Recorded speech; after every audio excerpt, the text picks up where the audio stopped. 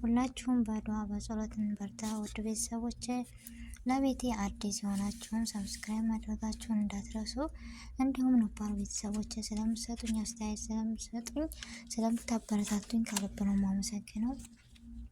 ሀገራችን ያለችበትን ሁኔታ ያለችውን ነገር ያው እንደምታዩት እንደምትሰሙት ነው።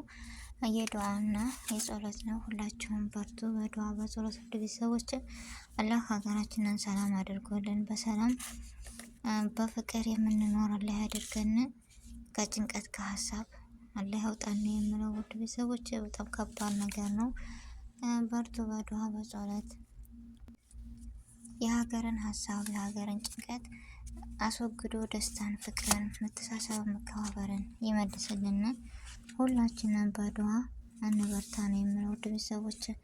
በጣም ያሳዝናል ያለው ዛሬ ደግሞ በወልዲያ በመርሳ ምናምን እንደሰማችሁት ነው። በጎጃም በጣም አስከፊ ሁኔታ ነው ያለው ሀገራችን። በጣም ያሳዝናል። ይህን ሁሉ ነገር አላህ ያላቀን ነው የሚለው ምንም ሌላ አይደለም። ሁላችንም በዱዓ መበርታት አለብን። እንዳልኳችሁ ጭንቀትንም ይመልስልን፣ ያስወግድልን፣ ፍቅርን ያብዛልን። በጣም ያሳዝናል። እስከ መቼ ሀገራችን እንደዚህ ሆና ብቻ ከባድ ነው። ስለ ሁሉ ነገር አልሐምዱሊላህ። አላህ በሰላም ቤተሰቦቻችን ጋር ያገናኘን፣ ደህና ይሆኑልን። የዛሬው ቪዲዮ ይህን ይመስል ነበር። አሰላሙ አለይኩም ወራህመቱላሂ ወበረካቱሁ።